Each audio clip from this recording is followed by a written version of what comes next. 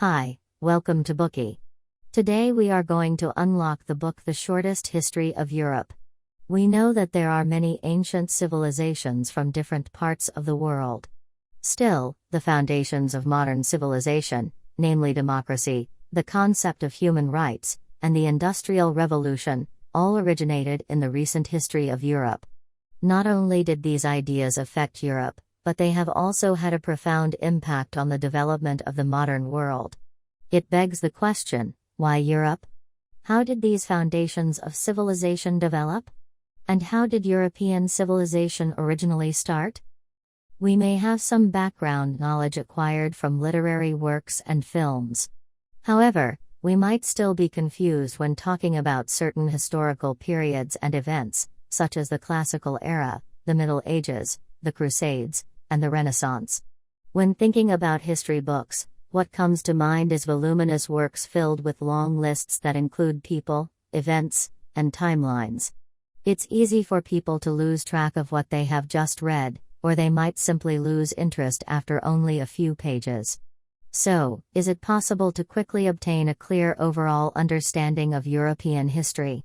The book The Shortest History of Europe provides us with an opportunity to do this. The author of this book, John Hirst, was a professor of history at Trobe University in Melbourne, Australia. He was also a member of the Australian Prime Minister's Republic Advisory Committee and a council member of the National Museum of Australia. The content of this book was put together from Hirst's many lectures designed for Australian college students. It organizes about 3,000 years of European history from ancient Greece to 1800 AD. Through the perspectives of wars, politics, and religion, this book lays out the history of European civilization like a map. It explains everything piece by piece, leaving us with a clear and systematic understanding of European history and civilization within a very short time. To make it easier to understand, Hirst divided European history into three major periods.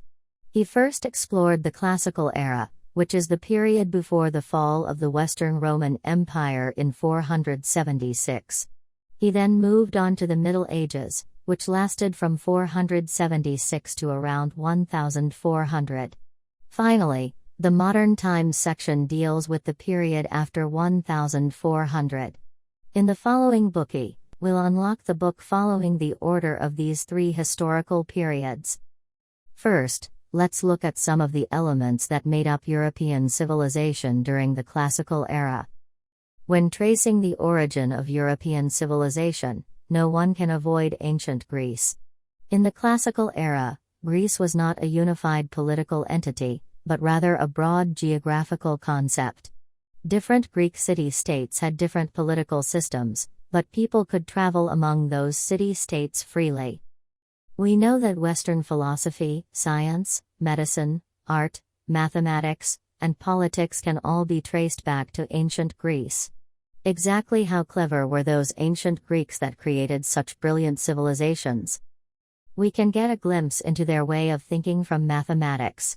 Over 2,000 years ago, the ancient Greeks found that the area of the square built upon the hypotenuse of a right triangle is equal to the sum of the areas of the squares upon the remaining sides. It was named the Pythagorean theorem. They also knew about irrational numbers, infinity, and other advanced concepts.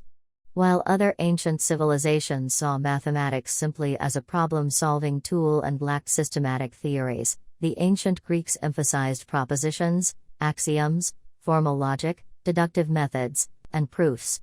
These theories and methods were developed solely by the ancient Greeks independently, and they are still used today. For the Greeks, geometry could guide humans to discover the essence of the universe. They believed that there must be a simple, regular, and logical principle behind everything in the world, which could be expressed in a mathematic form, like geometry. What's interesting is that the ancient Greeks did not view science the same way we do now, for example with hypotheses and testing theories through experiments. They relied on their instincts and ideas, so sometimes their conclusions were not reliable. In the era of Galileo, during the